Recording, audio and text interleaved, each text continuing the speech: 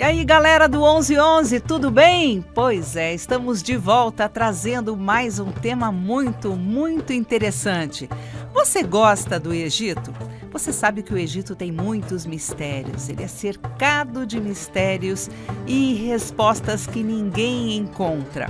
Hoje, a gente vai falar sobre a história de Hatshepsut, uma rainha faraó que tentaram apagar da história, mas não conseguiram. Você já ouviu falar dela? Não? Pois é, fique atento. Continue com a gente que você vai conhecer essa história. Provavelmente são poucas as pessoas que nunca ouviram falar de Nefertiti ou Cleópatra, o que é um absurdo.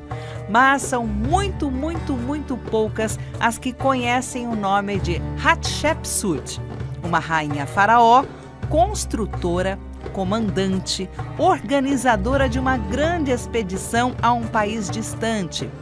Ela chegou ao governo atravessando um caminho muito difícil, mas pôde fazer muitas coisas pelo Egito.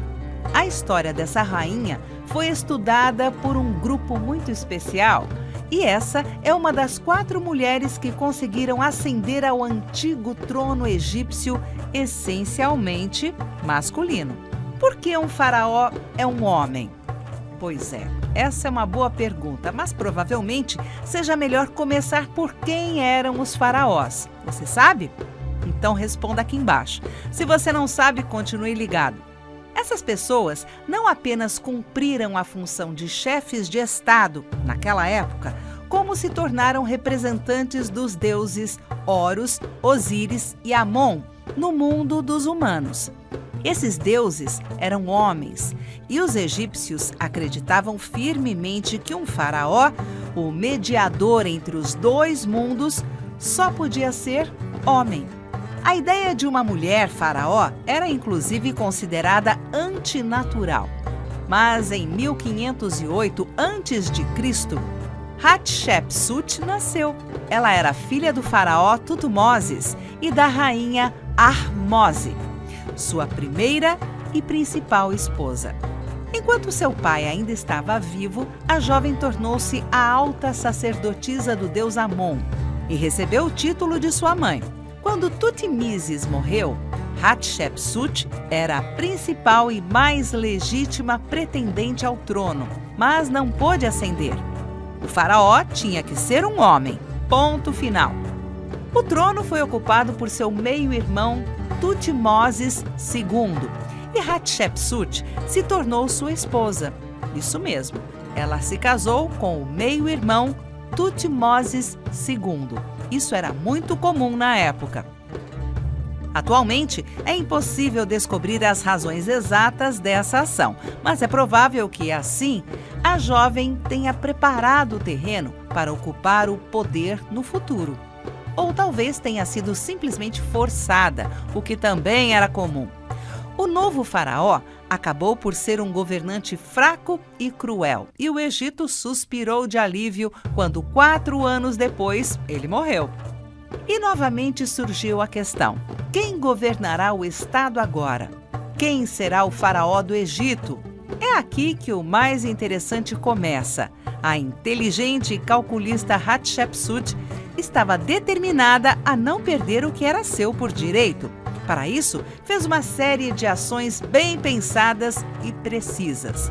O principal pretendente ao trono foi Tutmoses III, filho do falecido faraó e de uma das concubinas dele.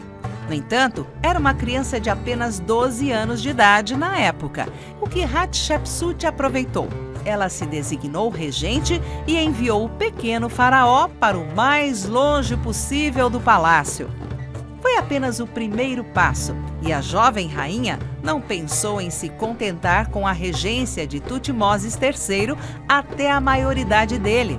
Nada disso. Hatshepsut entendeu que para se tornar uma governante de pleno direito do Egito, era preciso encaixar-se no culto religioso do país e obter o apoio das pessoas mais poderosas do Estado, e isso não seria fácil. Mas ela teve a sabedoria e o tato para converter os sacerdotes, os representantes da aristocracia e os líderes militares em seus partidos. Isso mesmo. Tendo recebido tão poderoso apoio, a jovem se proclamou filha do grande deus Amon-Ra, confirmada pelos sacerdotes. Depois disso, tornou-se oficialmente a rainha faraó e Tutmosis III foi removido do trono. Se você gosta de história e está gostando dessa, que é real, continue com a gente. E se puder, assine o sininho, não custa nada e ajuda a gente a crescer. Parecia que o problema estava resolvido, mas a situação ainda era difícil e a nova rainha do Egito sabia muito bem disso. A dificuldade era o fato de que a maioria dos egípcios tinha uma imagem específica e estabelecida de um faraó em suas cabeças, um faraó homem. Para entender mais profundamente a seriedade desse problema, vamos fazer uma analogia. Imagine que em qualquer monarquia do século XVII, por exemplo, sobe ao trono subitamente um gato, que fala, é culto, está elegantemente vestido, tem o direito legítimo à coroa, mas ainda um gato, que eu estou dizendo, não é que ele é lindo, não. Um gato, um felino, tá? Podemos imaginar claramente a reação dos súditos. Hatshepsut estava ciente de que naquele momento ela era aquela gata no trono, um ser estranho, o que significava que qualquer coisa poderia acontecer. Portanto, a nova governante tentou com todas as suas forças se encaixar no mundo masculino estabelecido de deuses e cultos. Por exemplo, em todos os eventos importantes, ela usava roupas masculinas e até uma barba postiça. E muitas vezes era retratada com aquela pequena barba. Tal retrato do faraó era mais fácil para as pessoas. E bem, não devemos esquecer de sua origem supostamente divina. Afinal, as pessoas acreditavam fielmente nela e não queriam perturbar o grande Deus. Tem um detalhe aí. Os faraós não eram conhecidos pela massa realmente. Só quem conhecia os faraós pessoalmente era gente da alta cúpula, gente da casta. Mesmo que fossem de outros países, essas pessoas eram escolhidas a dedo para conhecer o faraó. A proclamada filha de Amon-Ra não percorreu seu longo e paciente caminho ao trono em vão. Nada disso. Ao contrário de seu falecido marido, ela se tornou uma governante justa e sábia. Sob seu governo, o antigo Egito floresceu e cresceu. A economia do país melhorou e as construções avançaram incrivelmente, pois ela era muito inteligente. Além disso, ela organizou uma expedição ao reino de Ponte, contato que havia sido perdido na era do Império Médio. As relações com esse estado tiveram de ser restauradas, uma vez que Ponte era o principal fornecedor de mirra. E Hatshepsut teve sucesso, o contato foi refeito e os egípcios voltaram da campanha com muitos produtos raros, como ébano, macacos domesticados, ouro, escravos e peles de animais exóticos.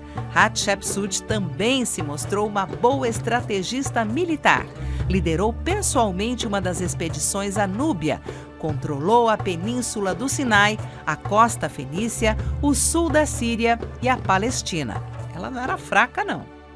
Milhares de anos depois, artistas de distintos milênios tinham visões bem diferentes da rainha faraó Hatshepsut, e só podemos imaginar o aspecto real dela.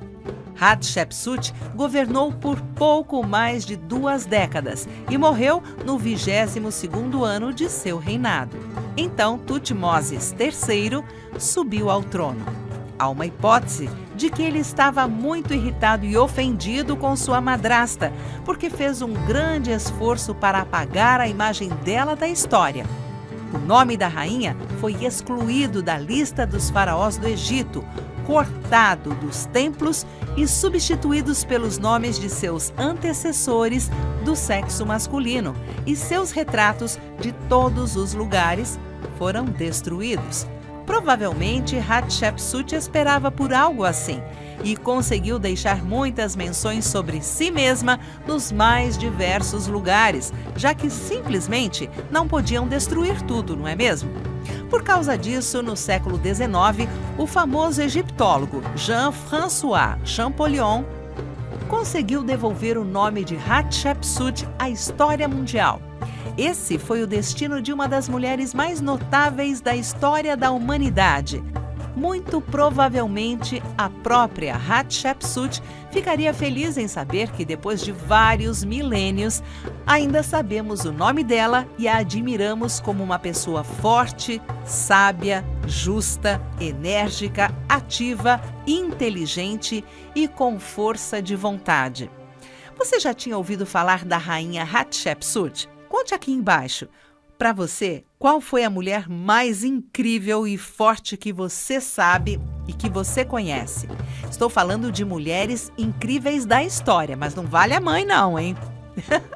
Mãe é algo sagrado, estamos falando de mulheres incríveis da história mundial, tá bom? Bom, por hoje é só. Espero que você tenha gostado. Se esteve conosco até aqui, por favor, deixe seu like porque não custa nada e nos ajuda muito a crescer. Você sabe disso. E se quiser conhecer e assistir mais dos nossos vídeos, sempre feitos com muito amor, inscreva-se no 1111 e ative o sininho para sempre receber mais notificações. Obrigada e até breve. Um beijo!